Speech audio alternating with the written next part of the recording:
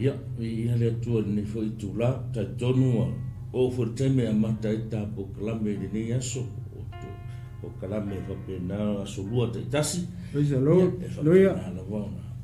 Tata no to fo le fo pa ia le tua ia vi le tua ni a no ta ua o fai o ta tu mo ni aso ia wala vade longo pu ia li pe lo fina ia le ia fo pa ia le tua ia ele ia matala ta tu faso ni aso ta don sa mo se ia mo te ne ta tu se talo Mene. ia ta tu talo ia la o lo ma tu tu de ta fo Glory.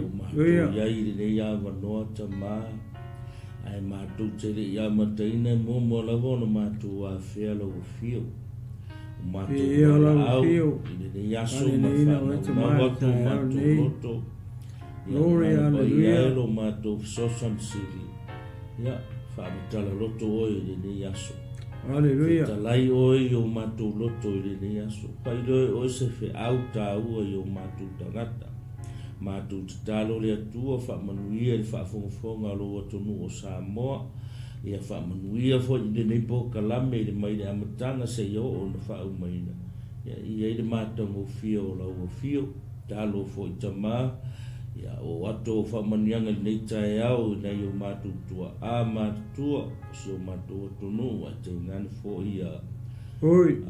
o tofia le tua de nei tai au ia ma le lo Samoa ia fa pena na ia eu manuia i ni aso ia matu tau fai maua fa tasi se upu mai da wa fion pa ia po se me feta la ia lo nga matu loto i ni aso tu ina to mata ngata ni au na fa tau wa i ni aso fa ngai ma ua mala va o lo upu i ni aso ia mori atu lo fe au i loto ma ai fina ngalo o lo atu no o Samoa ia tele so i inga de nei aso ia de nei po kalame lo matu tu ia ono suafa manu malo o matu le faolo Yesu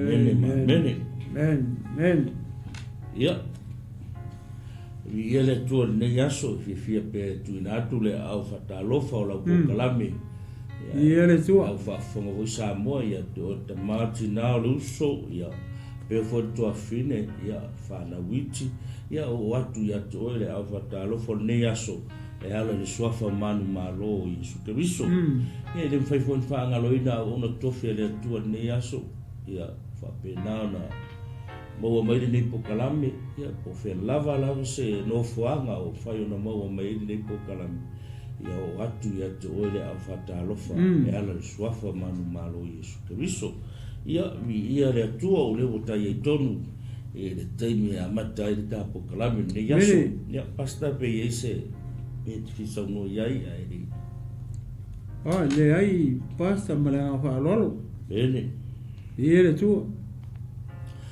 ia te tonu la na wai lunga na Samoa le ta utala o failonga o lo mari mai mala na taanga yo ke lo yo o fa pu watu ia na taanga le la ia o le na e fo tato tu se fai tau na wai lunga le mata yo lo su fa ia o le taimi o tato ia yari pasta ia au tai fo le tu le a taimi o taua le o tato va ia le yaso le to fai go fie ia o tato ia tonu taimi tonu lo to le o le kai me fa tau no wai ia le tasi nei fetalainga Yesu ke viso le wa tatu wa aima tanga ia o fa mau ni a me o fetalai le fion pa ia le tua pe o kaua o misa ia e koi va ai foi la ni ke ni pasta o le longa se ko kiki le se me o le la langi ke le vai ko sa la vi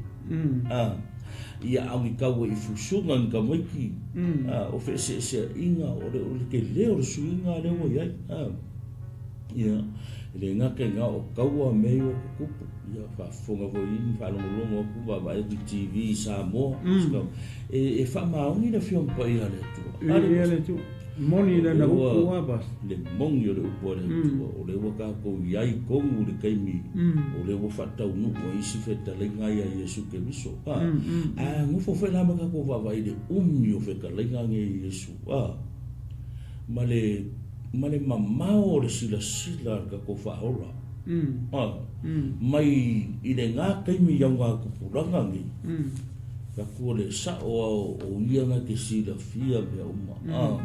Leo makua wha mau ngia le kaimi ngi. E le ai asesi.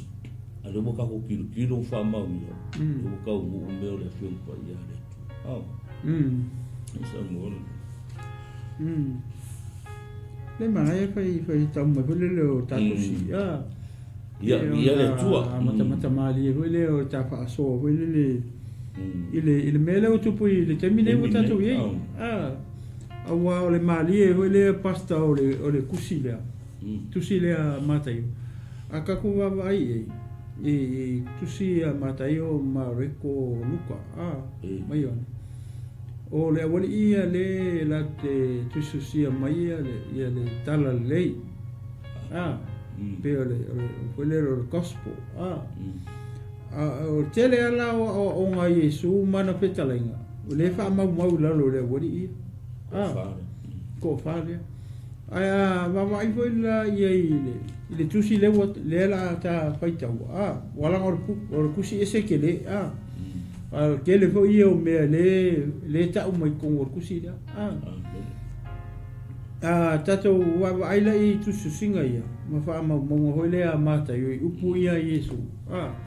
Mare taimine ua tatu ia. Ia pea ona whai atu hoi pasta. Ua lewa kele. Makua mamao i tuari taimi o Yesu. Ai ka kirikilo le kusi. O le kau kala le kusi lumaga. O le kau kala le kusi lumaga i po tustu singa o ngā tangia mai i le kusi lea. Ma upu ia na tustusi lalo ele au apaskolo. O upu ia Yesu mo meo upu fa perfetanga. Perfect upu fa perfetanga upu Yesu fetalinga Yesu. Le kau kala Yesu lumaga. E mantua le waka ke ai ko le kau ke le lope o lua feta usanga kalua nga fekala Yesu i fetalinga i. Le langa fa mau i lalo ele au apaskolo. Ale ala o me le taimine o tato ye pe o le mafai atu hoi pe a male lua feta usanga talu wai na fetala ye Yesu i upu ia le fa mau ele au apaskolo e fuala male o ngatu kulanga ngi uka ko ye mana tuala le o le ko ise Yesu ale ka ke fai ka o ku i kusu singa ye o upu ye po fetala nga Yesu ka kirkiro la le keminga kusi e mar keminga uka ko ye o lono winga o le fetala Yesu mo i upu fa perfetanga. I le ale aso. O le aso ngata anga. O la e perfeta Yesu le aso o le muka anga o la langi. Langa le fesili. O le fesili e ona so o ia Yesu. O le fesili se mea ka o se fai longa.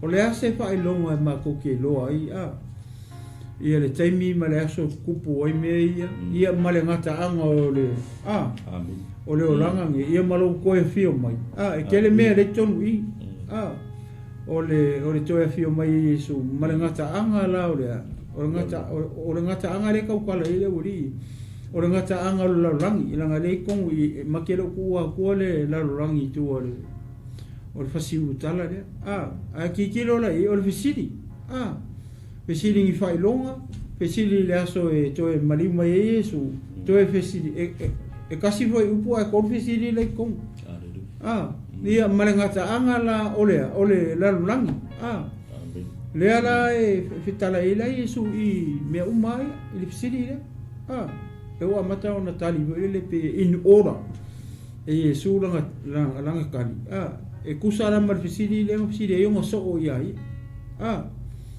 ye o ke le o se fe au le mo tato ka kilo ke mingi o ka ko e foi le fa pe o tau no me o tau no me mention mai Yesu i le mata yo le rufu o tau no ia e ke mo fa ai makali la o ke siano o tangata fai ka kusi o tangata le te fai tau i tu spa ia po le tua mai ale aso ngai talia Yesu ia le foi le ngakaro fai tau foi lava o ia mo sole le langa ele si ke siano ho ele fai kau kus ko a fai kau wala kus pa ia le si ke siano o fai sa da sa a uma ho ele ko me vele lang kus pa ia ko ke ho i ale ku lang ka vale po ku no o se me whaka kia ele fai kau o le tele na o ke siano le a fa pe o le te mai mo mai o si ke siano fai tautus Olo na wingala, lea lau ia te oe le manatu ma le mala malama hoi le nei taimita tau te soifua ima maolai. Ka kikilo rai mei le ua makanga pe droa uma mai kokong mea uma. Pe fōringa mai hoi le matatou wawa ai hoi le ua ile unga o porangata anga o mea uma. Pe le ua makanga shrinki mai kokong mea. Pe ua mimingi mai uma mea kongo e o lalangi.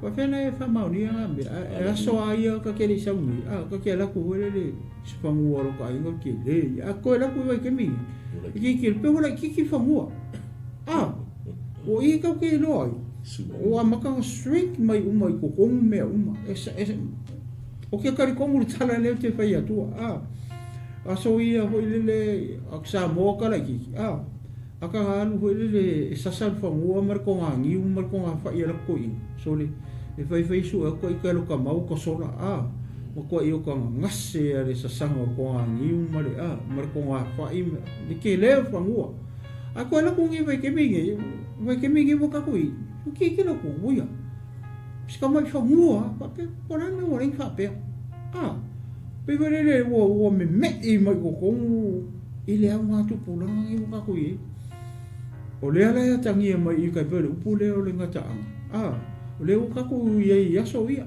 pe o leo amakanga kako vai fola i me pe me tupu mai o langa le kongu i foi le o ina i tato le fesili le ko fesili ia so o Yesu a wale vakele le la o mai lo la i tato o nga tupu la kako kilo la i kuskusinga mata yo mo feta la inga ia Yesu ia o inga i lo kako kamingi mo kako ye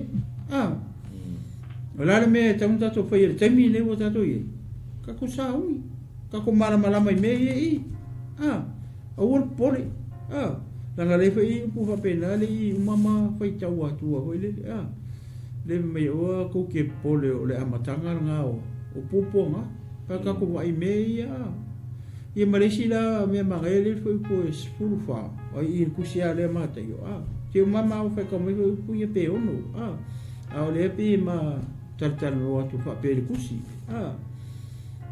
amen fa mai I kokongo o kai mi wo ka ko ye el maria I o tus tai mi wo tatu I le fa makala mai me wo ku o kaua si I le kaua risi malo e o lava to tonu o inga o fe ai ngai o le ia le ka ko ai le me manga ia le I pe o le foi le o ke mo mafafau pe se ale me o le kau ma meia ale o so mai mal foi upo ale foi po sfurfa ale tonu pere o ngako kongui kilo I pe wa e kau ma o si kau ma lo ma mele ai o so mele fas foi kau le o meia ia o to tala ina to foi le nei tala le ia se fe kau ma pasta pa more ele fe kau kakus Foi psufa.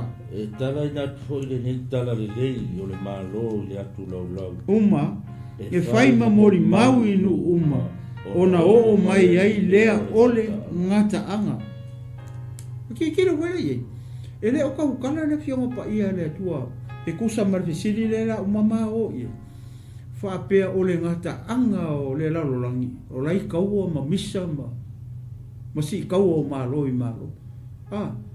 Ele o mention mai ele ngata anga fa pea o le ngata anga o wasi kaua le o malo I le si malo o le si kungu o le si ngana ona o mai ai le ole ngata anga nothing kele mau e kungi paua le o fasfai kau o le o so mai le upu le ngata anga langa le fesili foi so Yesu I luma I le si umama o ye le kau mata tu fa per ma fa so le pule ka o le ngata ale wo so mari foi pule se furfa Ale fa mai e tala ina tu foi le nei tala le rei. E fai ma mori mau ingu uma. O ngale fa ko a o mai le no le me ka o le ngata anga. Ai le fa pe mai ia upu ia Yesu. Upu fa pe tanga ia Yesu fa pe. Ona si taua le o lisi malo, le isi a kungu, a inga o ngana o le langu. Ona o mai ai leo le ungare ai. Pau a leo le pasifai kau leo so mai i whapea. E tala ina tu fo ini nei tala ni. O le fesili la mo o e ke usiano le ke mai mo, mai maa makako uma. O le tino o ke usi. Ia e malama le lei le tae au le nei. Ma e loa le lei. O le unga o le lalolangi ngai o au. Ngai o lima le unga lalolangi. O le ana kako me fai e. Ka lai le kala lei. Ta lai le tala lei. O le malo le tua. O ngā lea. O ngā o mai lea o ranga kaanga. E leo kau kala i kaua. Ma mea le ka ke wawa i a koe o. E leo kau kala i a Yesu i. Lei ma se whaupunga Yesu i tonu i. Le kau kaua. Le kau kaua ko le kau kaua. Le wha mai wha pasufa. E tala ina tu fo ile nei tala le. Ai oso mai lola ma lupu le whape. Ona o mai ei lea o le ngata anga. O longa winga. O le ngata anga. Lei limo le au kifsiano. Lei ile e kale sia ke wiso o ele ke mai mo mai ma ua le makau kala aku o le ngata anga o le lalolangi ngai o au lei o kako lima o le kako me fai kala ila malo le tu ai sea inga ia lavia inga ngika ngaka mole malo le tu e ko e pe kau ai e kau ai sea langa le me le pa ia le tu fa mai o le amakanga i o poponga Aohanga whianga a makama i kaua. Sa moa malau whaafafonga ri tae aungi. Ua fia kaua le ua Ua fia. O lan menga le uma ila langi i geminga. I le kaua mua. O lan menga le uma i ngā o meira ngata anga ri kaua longa lua. Ai sea. Langa lele i so o la langi i kala leile. Nea lau e whaalongo ri tae au le umakarango a kumamoni mau kua pere kusi lea. Ma whalaka kua whapea o e kewisana. Whai o Yese tangata o e sila fia. Ngā ke le kari ia Yesu. E le whaalongo i le tala le lei o le malo o le tua. E le o le keimi nge ke mori maua. Laka o kako i o le mori mau. Lare upo Yesu. Ngā ruenga. Whai o kou ma mori mau i te. Maka ku whea. Maka mai Yerusalema. Ma yuka uma se yo i Samaria se yo i tulu inga o le raula. Awa ka kue pole i kaua. Ma mea awa ke ako ko wane lo loko. Ke lo o le tangata keusiano ma tangata whaako kua e le pole i kaua lai kai. Ku pea kaua i a kau. Langa lewa uma perfecta Yesu mea ngā. Ara pisili la ka pi o le kaua le kau maingi o. Peo fefe isi tangata. O le mea o le wanga kau lau. O le wanga kau. Nai te sila fia mai whaalongo i. Kau a mua lau langi kau alongo lua. Ia le walo ia le kau alongo koru. Lea menga le uma e la ma o mele ngata angar kau a mua. Lea menga le o mele ngata angar kau alongo lua lau lang. Ke le i o kako assignment le fai. O lea kako me fai pe ngā oso mele fai upu le kongu le pe o ngako kongu mai i. I kaua ma fe vai inga ma me i e kupu i. O le mene le fina ngalo ai le atua. Ia ka lai le kala lei o longa malo. Ai kaua. E fe kaua i a malo. Le lopo o lai le sikaka o lai alu fika ai le lo lai fina ngalo le akua ia lave inga longa ngangai o ere ke mai moa mai. Po so cousin. Po so niece, po so nephew. No lai alu le kaua. Laua alu ka whakapenga mo kaua i. Ale ia o ele upu. Tala noa i. Vili ai. Kau ye le kala le dia. Dia hele kai o le mea tau o le ngata. O le lima o le kale sia ke visoni ia le.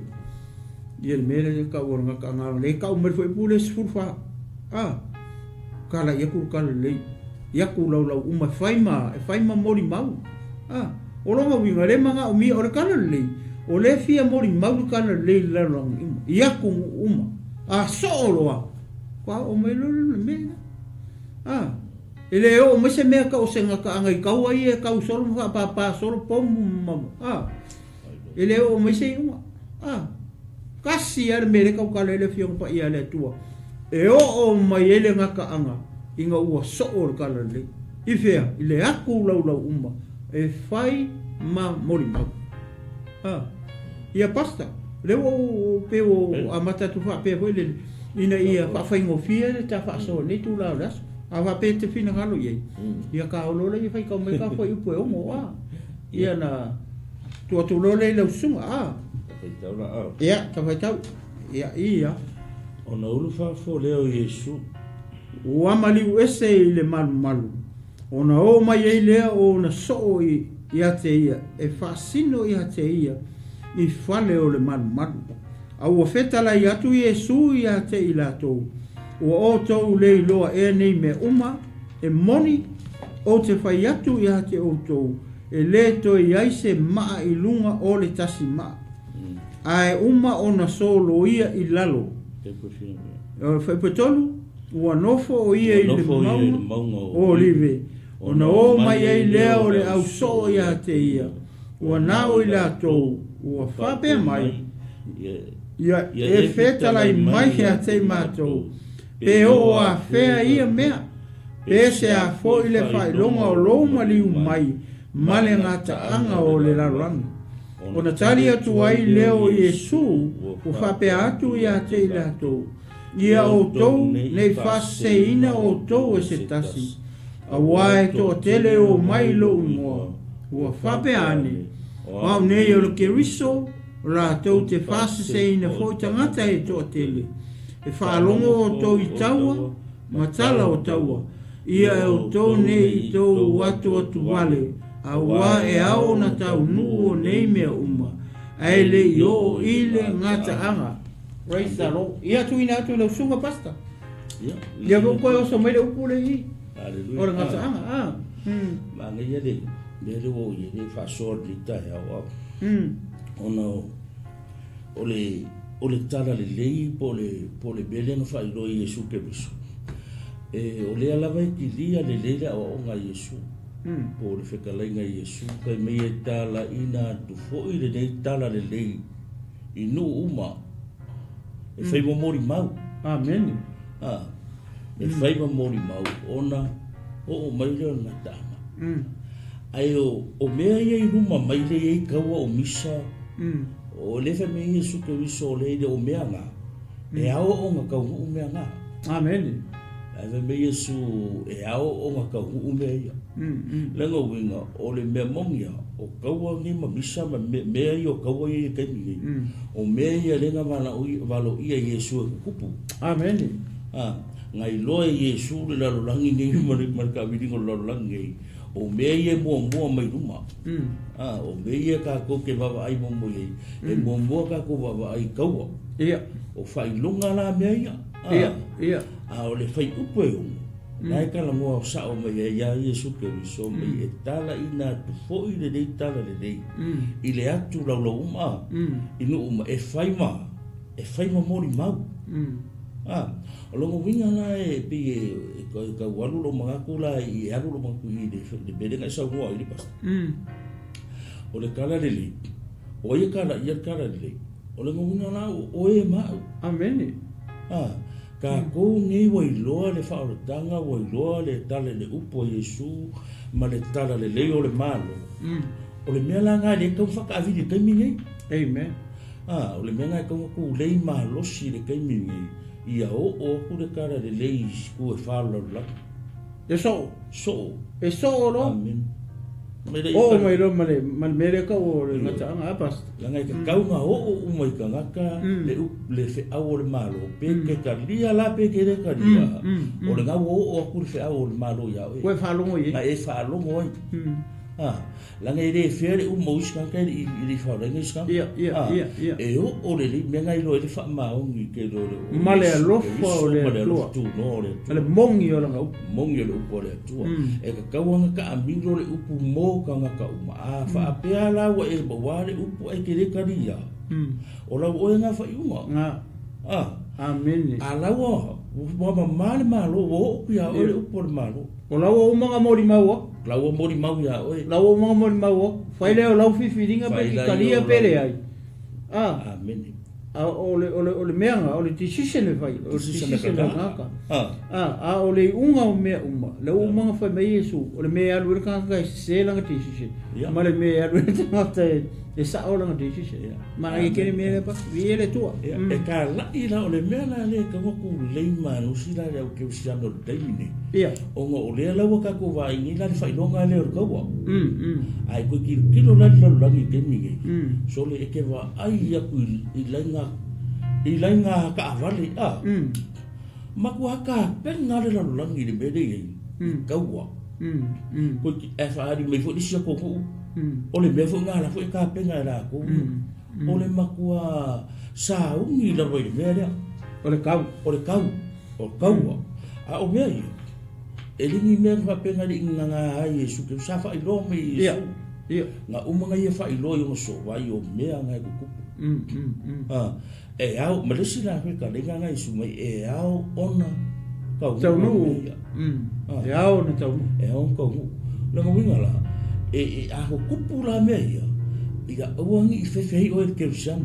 mai se aga ko kerusiano awa fefei fua saun e paure mea e kaunga e loko kele ma ia ma losi lo ka konga ia Yesu ka luso ngai kuku vakasi o ia lenga whaia whakaringa rea kaunga ulu mea rea aleluia o le mea whananga e ka kaunga makua ki lia le lea ile piko ngai ke iai lia le lea ile mea lea iai ka ua kaimi o le mea o lai o oi po le mea o e I Yesu Keriso. Amen. Wa akilia la le ke I Yesu Keriso. E mana malama o le meni fekala I Yesu. Ka ngu le mena e awala ka ko ke ko vale fo ye ko mo kusile le mena. Le ku le lunga I le ka kele yo ye. Le ka kele yo le fo ipunga. Amen. Le ka fa solo tu ngai mense le Yesu. Ai ka wa ile Yesu le mena le mo fefe o wangi fa pe o le fo la fa ino Yesu so le fe au ya ka ko o wangi po le fo ka ko fefe ka ko ina wa ka ko wa ai ya ku le mena Paulo ale mea o le mokua laka ina o lo mafukanga mareri ma e ka penga ai asia o mea ngā ne whai me Yesu e au kaunga aleluia so mea o koe whapupo koe ri basta au mani kere mea ngai e ka se ka koe fo ia lai lunga I pe ona o whai atu hoi le I upu ia o upu o leanga whamakala Yesu I longa au so aleluia au fete lainga Yesu mo me upu fa pe tanga aka kikilo lai ko le fio pa ia le tu ele fa pe o perfecta pa perfecta wa Yesu la ngale fe me le fio pa ia le tu mo Yesu perfecta kasi nga tai for ever ka ko ri fa o Yesu o perfecta ia atonu ele o sile fio fo nisi keusian foi le ia o onga ia Yesu ma ko le ka kala Yesu I mea ele ka mu o upu fa perfectanga le ka kala Yesu I ma ka upu le pe o ma fisili longa au so le ala o feta lai mai Yesu o upu ia o upu fa perfectanga o Yesu le anga ele ka mu me le kai mi o Yesu le fa ko ka ngu I kua mai nga o ko e Yesu le langi ia wa makanga fa ka ngu isi me se yo mai le nga tu pulanga ngi wa ka wa tatu ye o le manga ia la I le amatanga mai o le foi pumua I le manatu ho le o le tangata fa tangata I me o le kingo ngi mo meu fale o ka vale o fangua pe me fa penga eu tele faiatu la a mele anga le ai le anga meu tino le le fo o le mele fa ma o lungo i loko le au ori o le man o le fai so mo o le lua i man le nga fai Yesu le ori o mai fa ali ku ma ngai o le man ia Yesu ai fa ali tu e se akala Yesu o le man le nga fio mai Yesu le ako le mo i te mi fa so aku o ka ko kingo e sili aku o ka ko kingo le man le nga fai so mo se ku lo ngi ka sili tu ta do tino le mai mo ko ni te mo ka o po ko foi spulu lima mai spulu mai tau te le lo e o tau tino le man le lo o le man le nga pa ia fio ile nga pa ko mai le mo ko ni te mo ta po ono foi pe sulu iwa mo po lusu nga foi ko fai mai ale le man ale man le mimika solo iso o Yesu le man le fai solo mo dia la mari se o kango ko fai tau tunga pa solo mai lo le I ma fa so tu si e ke le kus le ro pe koru fa va ya so ma pa so tu tu si de la ngai e lo loco ke le kusi de ma ta yo le luas pulu fa o tu si le ma ta yo lu fu fa link ngai tu si o kan yelu link ngai tu si fa ngai kusi de ma tua o tanielu pe feta o Yesu le ia falinga ia o le apostolo yongi kolu ia offers se ia linki uma kusi e tolu pe na ma tampai vaso o mai le foi pu mo ona ulu fafo le Yesu o mari ese ile malu le wan ese Yesu male tamai lona ia ona o mai le ona so ia te ia fa masino ia te ia I fale o ia fasino le o mai e show mai e Yesu le man mai fasino ia te ia le fale o le man le o mai pe femikai mai wanga le Yesu ia vai ese le manga ia markeleo ngai fale ma con fio ngai fale ale la o kali mai Yesu foi po lo mai o feta la tu Yesu ia te la tu o to le lo e nei me ele no ua o tau leilo e nei meo e leilo ai sa o ai o po Yesu ko ke leilo o ai ka ke lo mere nga Yesu nga kisilpia o ka uma mo nga uso wala nga uso le e lo ke leilo e mala mai pelo winga nga fitalinga le Yesu le fai o nga so filifilia mai da tau inga fili Yesu mamuri ta ia le mea sa aluela nga ministry le ala o mai e moni o te pai atu ia to e le to e ai se maa I lunga o le tasi maa ai uma ono solo ia I lalo le kau kala Yesu I maa o le manu le nga pai mua e solo mua o upu ia o upu fa peo tanga ua kau mua le merea ua uma lera ki min kau mua nga kau mua kau sanga hoi le o le ficus fulu AD o inga solo ia I lalo ia maa o le manu le o roma aku baba aila iei ele taimi o Yesu markai mingi whakaunga ele kupu o I kau ke lo o fitalenga Yesu o kuwa pe tanga ho len kau kala Yesu ele kau ngu ele kaimi lea o Yesu aena tau ngu I muli mai ina o whaatama ia e loma ia le maru ma solo ia I lalo pā ia o Yerusalema saulola ia le whai upu e tolu ua nofo o ia I le mango o liwe o na o mai e leo le au so ia te ia ua nao I lato ua whape mai ia e whetalai mai a te mātou pe o a whea ia mea pe se a fo I le whai longa o lo mali mai e kolu ia male ngata anga o le larangi fo I puanga e kolu pe o a whea ia mea po se a foi se fai longa ua lua o lo mali mai ia male ngata anga ole lalo lang e kolu la me le fsiri ia so o so ya wali ia na tofi Yesu o so ko fululua le ala wa makwa I kali maila Yesu I o le ai ia foi pefa foi pefa ia tu ia te lato ia do ni fa sei no do se tasi ia olea la winga ole vanga mua le ole tali Yesu manga kuare ngo mai fa ali mere man le wa kali ko Yesu le sa foi le fai longa lo mari mai ngata anga o le la langi ko me ale ko fasili ole fio mai Yesu ia male ia ngata anga o le la langi fai longa na ai kali mai Yesu le foi fa soli ore mau ia kali Yesu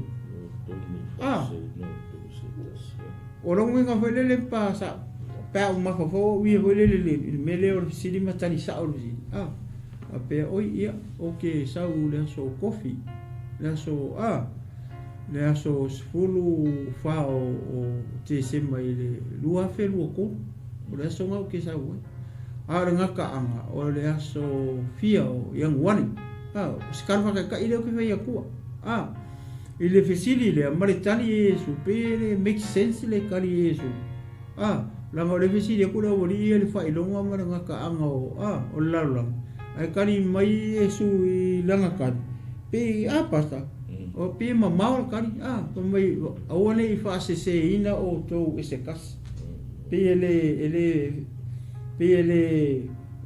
fe wa ule le tali Yesu mo le fesili le so le fesili fa longa ia ma le aso ngata anga kali ku Yesu soli Maria kali Yesu o to ne fa se ina o to ese kas la winga le me le ka kala Yesu o aso ngi ko sa kasi le me ho le pe foringa mai le lo tangata ma o so le fesili e me ku kupu I me manga wai aso ngaka anga la me te si le fie le pe le mention mai Yesu I le so ngaka anga me la le ka o kanga ka fa si o le mo ko ke le ke mi ke le ka fa si le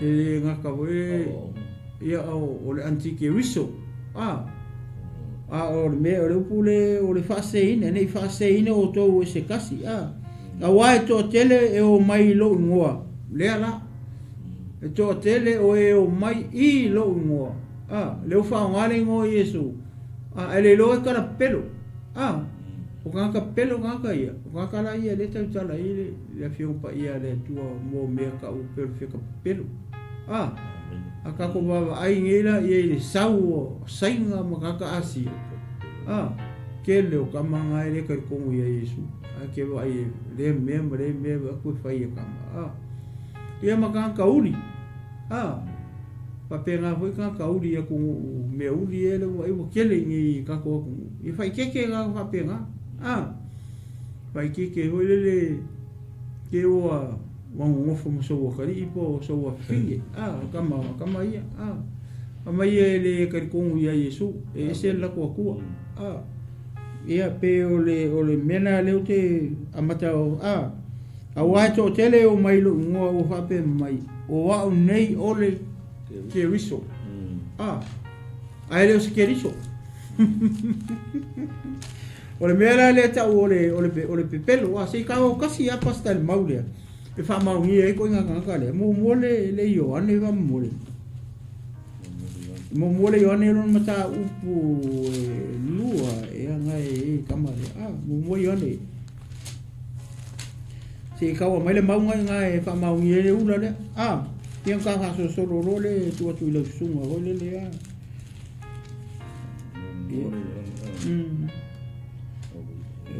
ka upu fa le ka o pe ka pelo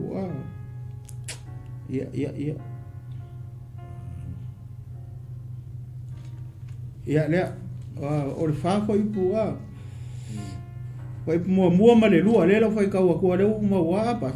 Fai mai le au pele. Au atu te whalongo ianga uma lava. Ai o tofo ianga pe mai le atua i la tu. Awa e to tele perfetta pepelo uo atu i le lalolangi. O le mele nei to te ilo ai le anganga o le kua. Le ala ua mensen le mai e.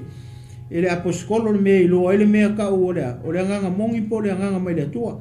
O anganga uma o e tautino uama liu mai e su i le tino mai le atua lava i la tau. Vai, o le kangaka e sau e mori mau mai o Yesu nga whangau mai le kingo. Ia, o le mea ngā ka o le anganga mongi nga, o le anganga mai le atua. O anganga uma, le wasui i le whauwe tolu. O anganga uma o e le tautino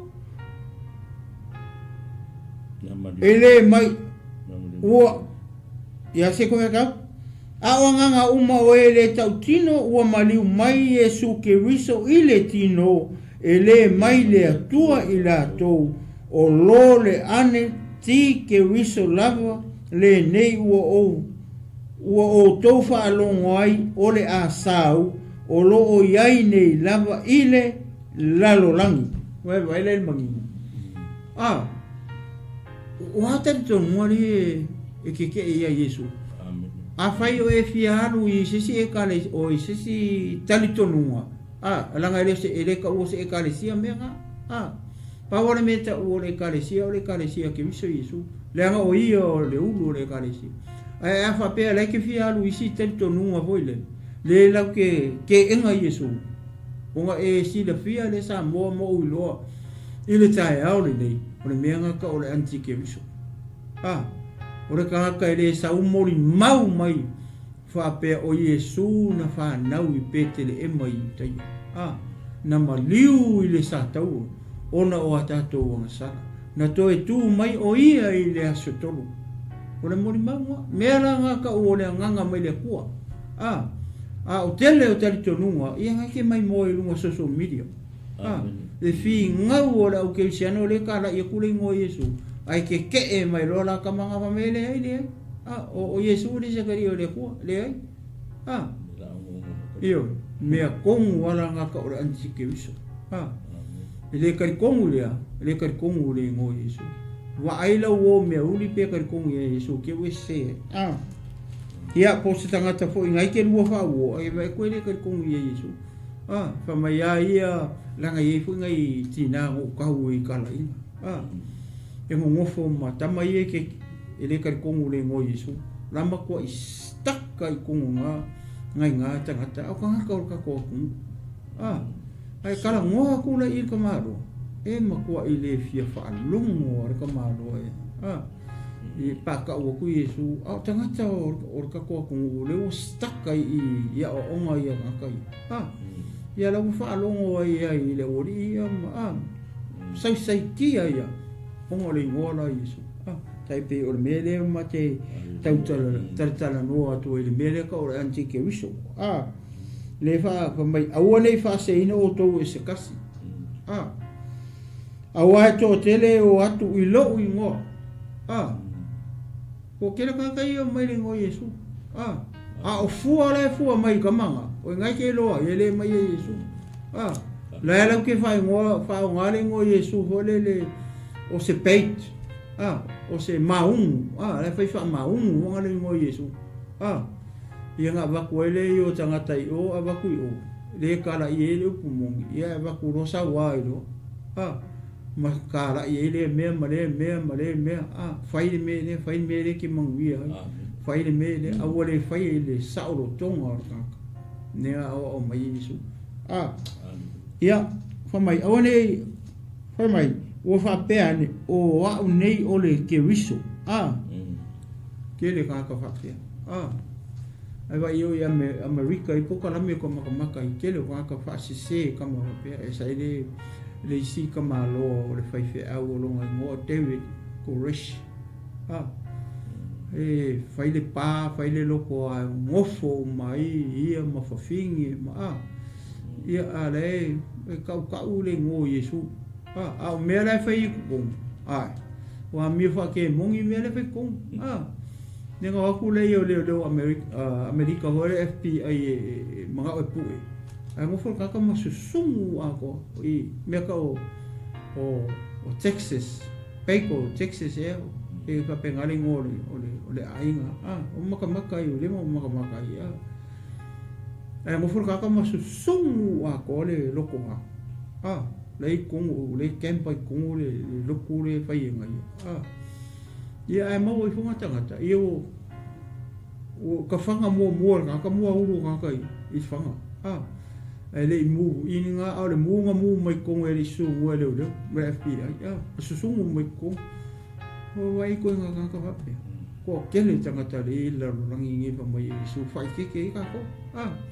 e ke loa le tangata mongi ama le nganga mai le kua ma le au nga le tua e ke loi upu ia pe le ko fa makala mai I kusi le mo mo yon ka nganga au ke ai kofo pe mai le kua pe la ka uma mai yon ora ka foi le mo mau mai ngafanga mai Yesu king mama liu mo ko ku ora nganga mongi nga ora nganga mai le tu o nganga ye fa mai ke e mai ele kar ko ele fanga mai Yesu se king ngai o Yesu ele se alo o le tu o ka ko lo le o le me na nga ka o le anti ke wis ia vi ele tu ni se ka o so mai ira ka so vai nga le apa mai la tau te fase se ina foi tangata e to tele ele mele o ia pale mara ka ko I kama ia ia anti ke riso ia o le makoi kele asa mo ke mingi o le makoi kele o le kala inga ai mai na le mo Yesu io ele ngaka kupu ngi le foi kupu sa mo o nga lo fa mtala ga le kupu makongu ai a kunga makongu ia mo fa fingi makamiki ai fa mai lo ia mera fai kung ele mana malam mai tangata mera fai kung fale ia I lo muria enga wa ia ka file el makongu o ko fai mo ko nga be fa pe ia song I wo ka ko ye o song I wo ka ko ye le nga pe fa ka mai su ku le nga ku se matai ora ko mo ai le ka mo ur ka mi mera nga ko ye ko o upu mo fitala nga Yesu mo upu fa pe fitala o per feka ko ruwa kai me ka u o kai mi ngi ma kai mi ka ya ia ma se si lima ka sanga ku fa pe ngar fa ta mu ina e sur me le ka o per feka fa ma per feka o kai mi ngi e ka u le ke le te si la fia I upu o te fai atu ya te oe nei alu fafo alu lo fafo o te fai atu ya te oe kulunga e kupunge ia o le si upu fa perfecta o le taimi nei ia tai au e fa tau o le ulu o le asingi fia I le ai o le upu fa perfecta nga moka ia le kongo le fionga pa ia le tu o le nkau mua ai le kari kongo le tangata sa fa lango ia I le kupu o isa mai ia sa o ale upu o le perfecta e va ai o maka I kere ai e ngaru ai o e ka e ke o malamar kaya le nga ole pela I o le campo suria so sola o lo campo mai me ai o me ro ka ura ingor ku o aku ro marangu la uma mai ame ai su anga fe I le aso ma so fa pe nga le ka o me le ka o pe kupu ngei kupu kaya kupu I sisi ka usang la nga I foi pu fa pena o le taimi fa pe nei le ka usanga le pe nga fa ia pe am e ke sapa sapai ai so wakari we vai me ka ru fa puta kupungi perfecta ka kupu kaya ka usanga kai mi fa pe ngi ka usanga le ke sapa sapai ai so wakari mai asa ia le ala wa e tupu ala ngaru pore tu ale kupu rola no ngor perfecta io ia wai e sa le ia ai man tua e ke lo le perfecta I longa o langa o le pero mo le perfecta pepelo e le ona fa pa ia inga Sau perfect mai ala e ulo nga yo no fale. Pe ingo e la six pack. Ele ora pa ia. E langa kaukala o langa waai o langa savali. O le perfecta le tu o le kangaka foi lele ua vai ese. O makwai vai ese mai mea uma. Ua stand alone. Wola pa ia mole ni. Leanga o ia o le ipu. O le la e alu e asu le. Le fine ngalo le koe mokangaka. Ia pasta pe o le o amaka fa pe le o mai va si va nga le o ka o ia. Ia, le tua. Ma lo pasta fa lo pe o sa umono sunga e foi fa un fonga le tunu. O le mangi o le bele o ia lo sa umono. Au leo kilo e sa umono. Ke va ai de fa maong yo fe kalena i fa Yesu. Amen. Amen. Wala kilo wala o le mele mo fa ko. O le nga polo o le nga fa ai lo Yesu ka wa mamisa. Ia. O fa ilonga. Ai o mai i le mele perfect pero le fo ko fa lo Yesu i le me fa pea. Ia. Ka fa lo i luma Yesu vai e ke me o mai ka wa. Ia. O fa ilonga nga. Ia ko fa mele Yesu. Ale wo o mai i perfect pero lo fo ko fa lo Yesu yo so wa yo ko i perfect pero. Kasi le fa no. O mea ia. Fe mai o le sila me ngana pa kai ma lo sia Yesu so i. O do ne fa se ngoko. Amen. Wala. O le ale si be o le wo i le finga ngalo Yesu. Amen. O malama.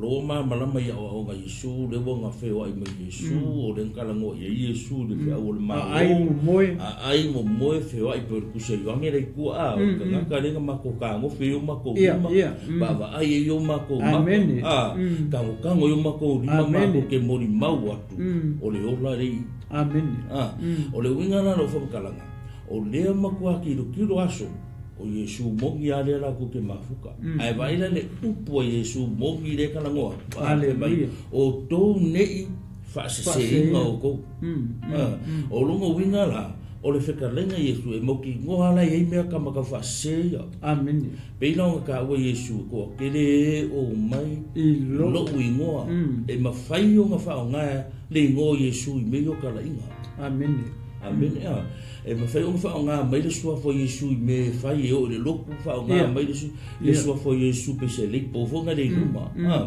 ai ke wa ko fu ko mo le bere e mo fo fa le ya o nga ke lo e ser bere fa piko mai luma e ser o nga re ko o nga na ke lo ke kanenga le Yesu le fa me ko kede o mai lo ingo ko lai fa o nga Yesu me o ma lai fa le ngo winga o lo ka o mai fa lo Yesu o le me mongi ale ku la ko e fa nga ka lo ingo le fa me i to tele o mai lo ingo amen le ngo e fa o nga e ka le ngo Yesu fa ele me ala manga o ile ale aso le ke dai mi le fa me Yesu le ke mi le fesi le wori ia le fesi di foi le aso nga ka anga le wa ka o mai ka wa o mi sa fa solo mai ya de o mai lo le le la wa o mai Yesu me ia ila nga fe kale amen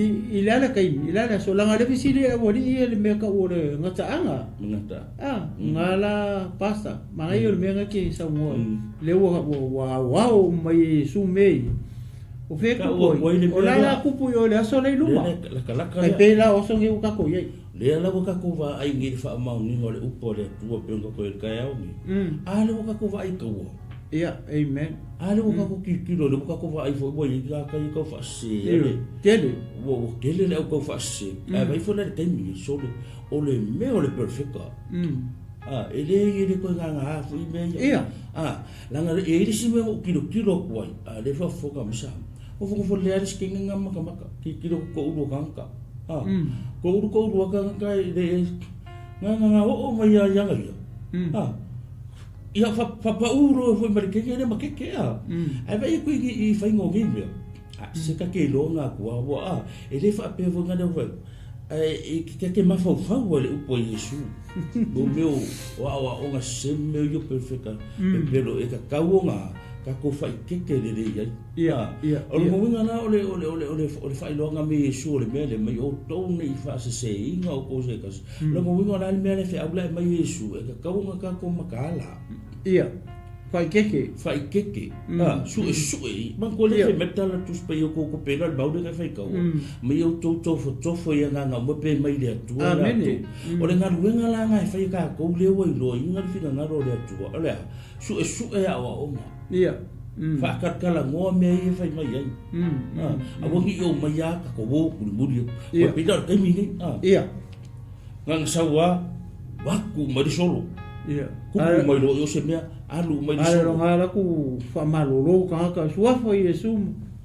e fingo na ia fingo mo ka ka ku fa nga mai sua foi ai le mala tanga tapo fe me sa wo me fe sa wo ia me nga le fe metala tu spe su e nga pe mai tu amen lo nga fai lo su nga ia ai le fa pe nga sa ia I sa lo fa malolo la ko ka le siam kilo mo de be pisa o sa o fe mai ai pe me nga ia me wa kele nga o be ka ko kilo nga le fa e ala o fe ku le nga o fa pe langa o leo ke maho fau le upo Yesu fai mai Yesu o to ne I fa se nga o ko se amen it's a warning up e dinga sko rusi furu ka o mai dinga sko limba mai Yesu to tele o mai lo mo a bailar ke lo perfecto a bailar ke mi vam ka kia o fea la mera nga ya o ke usano le fa ga misamo o le ke mi o le mo kwa le wa fa ma fanga de roma fuka ka mai Yesu ma de upo Yesu Kristo e ka kau e fie de upo Yesu osia fikala I le mele fikala Yesu ngi o mai ange ne umaka ko kadia ngale mai maka ale ko kadia ko ma me fa mai Yesu maka ye ya so nge ko ka no pule ale fe me to tele o mai no mo wa fa pe ane o un ne yor ke viso la tote fa se futanga te tote o le mea mo ki ngoa la le mea le fe Yesu e ka ngaka se I le pere I le aso le mga o le wali le aso ngaka anga ko le aso le yunga ia po aso ngi buka ko ye ko ye le ka ko ye aso I o le fa mamlama me Yesu mai le ko kede ka ka fa se o le o nga foi la mga mo le o ke siano te mi ko kilo le mea ke pe ia vi ele tu kilo le e ka kaunga e ku e ngofo le mea ke ngofo wa mamlama le mea ke ngofo e ka kaunga e o nga le mea o e lo nga ke o sa o le o nga Yesu ke ia ai masiala le upule ka pela wala nga le fisili ia o so Yesu le fisili Yesu tenga fisili fia lo ala le mele o le unga male to e fio mai Yesu male mele ta o la so ngata a ki kilo le kali Yesu pe o le fa mo mai lu mo se woni amen fa mo mai le kali Yesu ia se fe au le lapaka ia nga uso mana tu ala le wole ko I se uso Yesu o le kala le nga kala I mai ka ko nga ko ese lewa ka ko lo e ka volanga ko ka ko ngofu sa ungi mele mo ka ko mala ye ka ko mala I kai pe o lapaka inga yo ko e oso fa makala mai Yesu kai pela o ka kai o antike wiso ka kai fa se ia o I kongu ana le vale o kaua o misa o veo wa kupu so o mai ai male mele o le o gi fa se inga o ko o I kongu ana e mafu ai mele le ko vale mal fefe ia ese o le lo le kanga kapo fe ko mai ku wai do va ai ko ka me ku mai ku kupu me o sa o me yo fe se inga me perfecta pelo o ila e ma fai yo kupu me le ngunga le fa tanga ta le ko vale mal fefe e fa ngau mai ko e fa ngau inga o ki kilo ni mau me e ngai ka wa de ku kupu mai be ku ka ka fe o ki o nga kupu mai lo le yo me nga i le kulanga e ke la ngonga la oi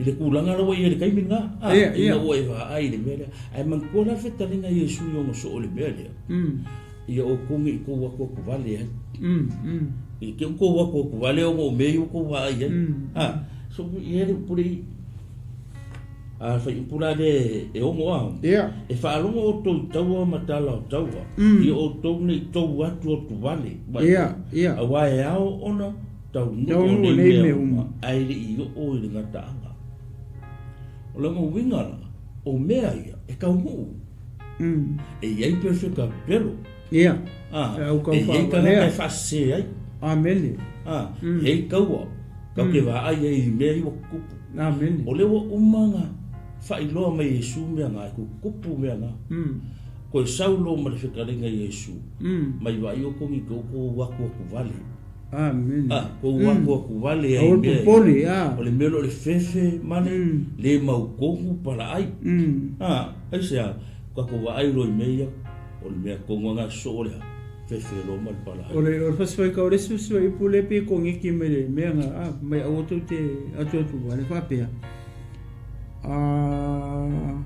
aua e ao ona taunu o nei mea uma e ka ua e ka ke fiwa e faise fainga e ka ua e ka ua e ka ua aisea langa o plana le tua me Yesu e ao ka ua pio amene e ao na taunu o nei mea uma ai le i o ile ngata anga piko mai ma me dio ai o ngaka anga pe o fa ku le lalo i fa si fa pule spulfa fa mai e tala ina tu foile nei tala le o le malo ile atu lau uma e fai ma moli mau inu ona o mai ai le o le ngata anga e le o mai le ngaka anga pe a le so le kala lei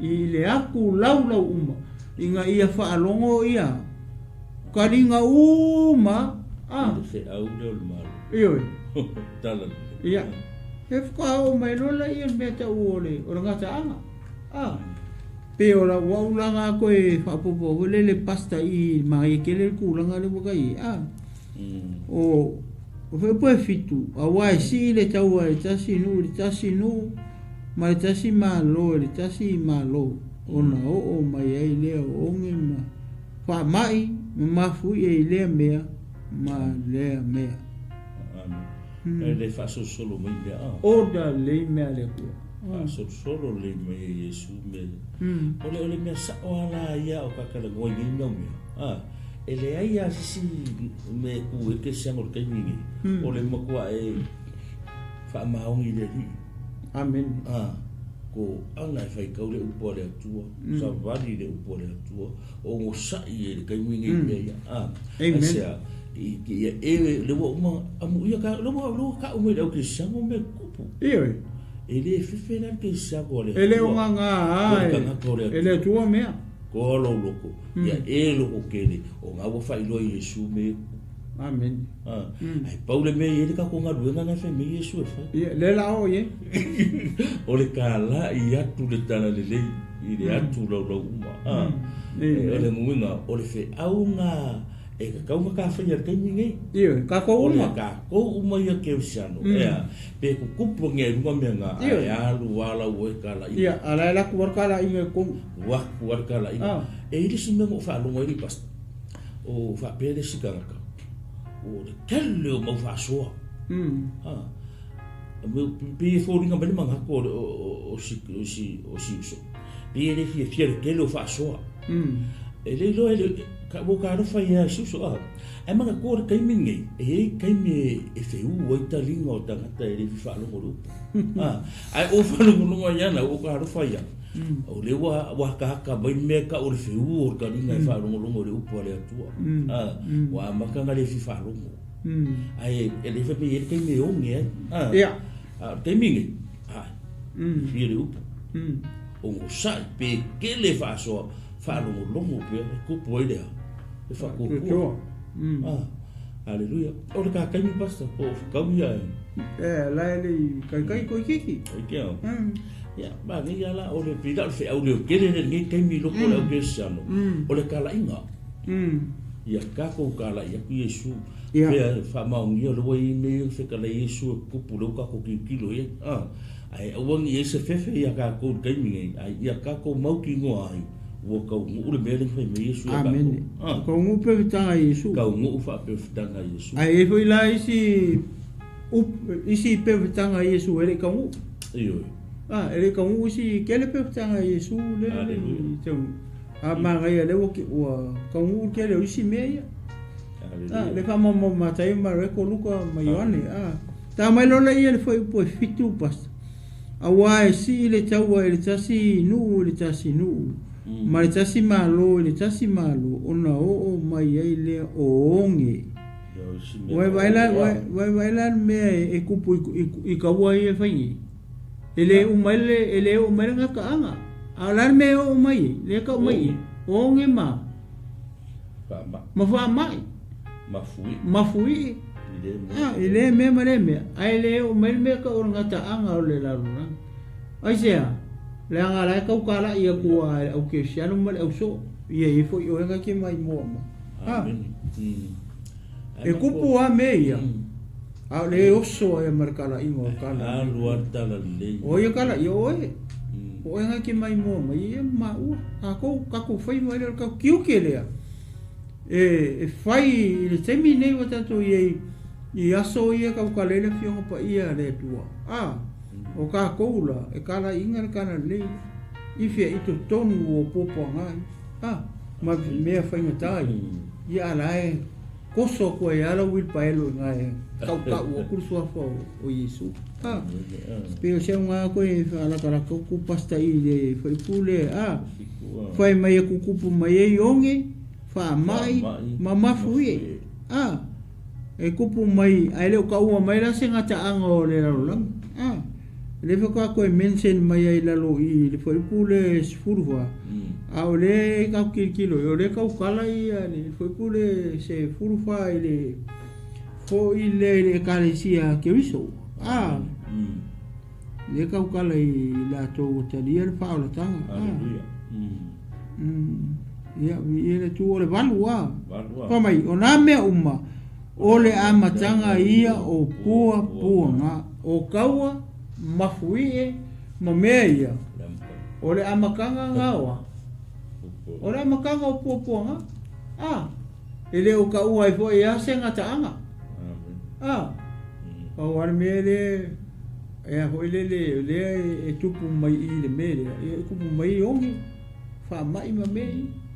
Ale upu ia le ngata anga lala. Ele pule se pule le tua. Malanga e karesia. Se longa e so ia aku umama le aku lau uma fai ma mori mau. Ka o melo le me ka o ngata anga. Ia pasta pe si mete. Isso foi po Eva ia. Me ona la totu ina tua idea o tou ile po na. Mana to fasio o to ilo se foi o to no uma ono lo moa o mea ona poia e tau sua I tangata to tele e fala tale tasi e fei I tanga I la to e tu mai foi perfetta pero to tele la to te fa se I tangata to tele vai lá e era tu e tu langa le o foi punga fia pas ole sfurua supasia sukas e era ole mai tu mai foi pelo to tele no ko kele eu ka ko vai kele perfeita pelo la tu te fa se foi tangata e to tele e ma lili foi loto tangata e to tele ona o tupu tele ole a mio leanga vai dai ele saramo ala e o fai leanga o ida de vale ali pasta ia le kaka no mo ta ko e oso mai ele kamera le ko vale ko o ka ko ia ko mu me ia o nga fai dole su o wala ko ke ko vale ai Ongo o me yo ro vai o ku. Ia. O ivo ila le vai kau le. E kele ngo ese iskan kamare tua. Ia. Malfaoltanga. O ie fa se ai si pe o fa mertala la fion pa ia le tua. E o kele fo ie fa se ai. Ngo ese lola ia mai le faoltanga. A le fo na ko kala ngo Yesu le piko ila lo fa se kau nga mai Yesu. A o le tu mau. Se ia o le le yunga. Le o fa me ngata, fa me faolinga. Ia. O le mea la ngā ia, o e lea e malama lama le la fiompa, ia le tuma whina ro le tua. Ia e wha maro se ka la Yesu, ma ia e ku mau se ia o i le ngatanga. Langa le mangingo le lalo wha mangianga le wha me Yesu, o le tu mau se ia o i le ngatanga, e wha hola ina. Aru fisidi, a le ku mau la ia. Ia, e ngā winga ngā, a le ku mau le wha malama me Yesu, me e wha hola ina. O le kangaka e ku maulonga kari kongunga ia Yesu, e le liu, e le kupulo pupu ngaso. E le fefo ia. E le fefo ia. E le fase se ea e perfecto. E sesi. A mea ngā kau hua ilo tātou mana lama lia. Ne ia mau sarvi le kātou. I le whiga ngā lo le atu. Lou fatu e tua. Ka ofi le lo ka ofi lo fako. Aleluia. Ia, foi pula e fia past. Sukolu. Surkolo. Ao le tu mause o le ngata anga e whaola ina lea. E tala ina tu foi le nei tala le leo le malo i le atu lau uma. E whai mo mori mau no uma. O na o mai e leo le ngata anga. Vi ele tu Naila ye le mele mo ya. Kala inga ioi e ia kamba nga de e mo mia ngere kai mingeri pasta o le longonga por kara le yo malo le o le fe au e kaunga longo ka la i longo pe la nga e longo TV ngai ke le fa so e se meleanga ke le fa so e se meleanga ai se le yo le fa kala mo me u po le tua ia fa so ai se la ngole upo ka la i le kara le ia ka la i le kara le le fa me Yesu ona o mai e le ore o le ngata ora ngā kaanga le limo le kalesia ke viso. Amen. Ila o le kari konga. Le limo le kalesia Yesu ia le. Ia le ngā kaanga. Ele o le wali le kau mara au kau whamalea mara au anti ke viso le masara ko meo fai i le. Le mo koi mangingo le ia le kalesia. Ia langa o le kalesia kala ia. Kala ia. E wa se kala is perfecta pe ai pe ia fa nga o le inkia o ia povi de Ia le tu basta ongor ka kaimi. Ia le tu. O mane ia kele le poka na me ne aso sa ko e lo fa fonga foi ba tatu tatan no. O lo mo wingo o le taimi de nei ia tato anga ma fa malo se ta la i le fe au por ta le le Yesu ke so anga de ma ningo le ma ia fa ma le sime ma ia le fe me Yesu. Me tu mau se ia o ile ngata anga e fa o le le yunga.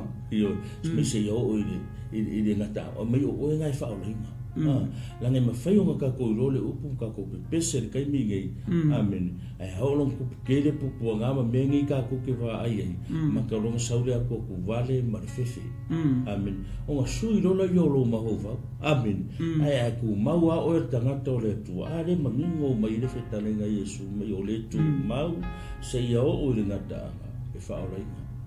Aleluia. E li fa pelo ma ka mi Yesu me kupu. Ia. Al pawaran meu ka penga la i lo wola fa le nga. Ia so uma. Aso uma. Ma ye lo ye la nga ruenga fe ma la nga ruenga ka la. Ia. Da la Yesu. Ia le tua va fo ma sa mo ma ne le fe a tato. Ia tau toro ina mo o ne yaso. Ia esi la fia de yaso mo tato si fia fatas. E ye fe au e fa ia ka ko. Au ar ka fia kai minge ka la ye Yesu ke viso ka ko wa vai kai mi meio ku fa ba un ye ko le tu Mene, basta me ke esi sime ke. Basta mai o upunga e lua. Pe leo koe fia o tasi e tui e. Hallelujah. O le upunga o le tālai. Mo le upo le tū mau. Ngā whamai a o le tū mau se ia o ile. Ngata. Po le ngata anga po le unga. E wha ola ina lea. O longa winga. O tō soifua hui makako ola le kingo ngi le keimingi. Ia mau ki ngoa le e oe le ke usiano le ke mai moa mai mama ua hui le whasoa atu. E te tau ona tātou tū mau. Walanga ke le ke usiano e le oku mau. E alu wale si ke usiano e koe mau a kunga ua isiananga mera u whai. O ngarai a tangia mai e. O le ke usiano hui le oku mau. A le whamai au le tu mau se i au i le unga po le ngata anga e wha ola ina le longa winga e le kai anga kako o mea ka o le wha ola inga. We are on the way. O le kau ke lunga la wala o le o langa o kako malanga e whaleanga le tato wholau. Ai le kai a kako o le mea e muta e le kako malanga. O inga kwa kako mau e le mea o le wha ola inga. Whaamawa. O le si upu. O le tālai. A kako ngomong e makirikiro le upu leo le tālai. O se ngaruenga e whai kaimi uma. Mo aso uma po. A whai hoe oe ke kālai e set aparau plan. O ki kālai le so mfua, so lulu, o so leili. Ia e te tālai eila. O le tangata le e tūmau. O le tangata tālai, kako mo le pule o le tālai, o le tangata e tāla ia le tāla lei o le malo le tua. Pe o whamai whai upule spurufa, o longa winga o le tangata, e mau ki ngoa le le tangata nga, o le kakakai ku mau. Awa a le whai alfina ngalo le tua o le ka upea. O longa winga, a le whaia le whaiva leo le tālai, pōra ngā luenga leo le tālai. E alu a ngalo ia oi. Ngalo, e alu a ngalo ia oi le whaarotanga. E alu a e le kumau. Aisea, langa ua ngalo. Le ua ngalo ia oi, ia le whaarotanga. Leanga le kere o kaukala. Le kere o kala ia so uma. Ia pe i o ngawa. Le fo i whasoa. Ia manisi ala e ata hoi leo alo matama whana o Samoa le lunga o le social media. O ingai atangia mai e. Ne mea kau o tangata e tūmau. O kaka e kau karakana i pea. Kau karangei, kau karangangei, kau karakaeo mo karaku and so on. O inga e hoi le whamangaku mai e hoi le ia oi. Ia mai fia e pai. Ia mai e tūmau ia. O langa kau ke le lori, le aso maliku aso e fio mai Iesu. Ia ai kei ua e koe whaavai vai a kua e le vai asonga. Ua e le kāra. Ua e le kumau. Ai ngalo ia kako. O le vai asonga. O lau e le time tape a Iesu e fio mai. Ia e maua mai. Koi leo ngāra ka kau ki ngā Iesu e tele. Maka le maua la le ola whaua wia ia pe o se au le to e whaupopo te hoi le i le mata upo nei tu la o le aso ia whailonga ke le whailonga i o tātou ai ei ia whailonga i a tātou te loa ai hoi leo a lata mai le ia le ngata anga o le laulang o le whailonga siria o le kāla i le o le kāla le ia so o ai ia whea ia le aku lau uma. O longa winga, o le kaimi e so o ai le aku lau uma male la lorangi i le tala le lei o le malo le tua e ala ia Iesu ke viso uma ronga kako. Ia mare anga whaaro al pasta. Amen, ia le tua, io te lor fe au na mo tatu le yaso, ia whamunu ia tele le tua sa moa, le whaafonga, Praise the Lord. Foi se upo se talo se ngana o na ni yaso o le tau mali i lo fina nga. Amen. Ia, fa ngalo mai ma ua i le swafo Yesu Kristo. A nei taimi, ia se fai se tatu talo. Amen. Ia oero ma tua tua. ia whaamanuina lo suafata mai le ne aso. Praise the Lord. A mata ia te oe o le fu whai ia te oe le ne whasoa. Ia fu ia tu lo i inga ia te oe. Whaamanuina lo suafata ia. Lo suafa manu malo, whaamanuia fu ia Samoa. Lo mātua tua marana whaafonga i le ne aso. Ia taito o luina o ia le ne aso iau upo mau whetalainga le atua mai mātu uma. Ia vea upu e whapena ana te tai e pe i mātou. Mātou wawai ne aso o le mātou i aso e ngā tai le atua o mātou loa o tau no le tele o au whetalainga. Mā walo anga au a whiongpa ia. Mātou whape atu e ia te oe lo lava vi inga. Ia le nei aso lo mātou tama ia. Manuia ia Samoa le nei aso. Ia whapena ana iei lau pupui ngā maru I lunga o lau whanau mo lau atonu. Ia tele so vi inga le atua. A ma ngaru ni semani o mawhale tono le nei aso se upostalo se ngana le nei aso. Ia whamangalo I maa ua le totupa I o Jesu. Ia o lea le talo. Ia atu swafa man malo le matori whaola. Ua maa te talo ma wala au atuai. Amen. Amen.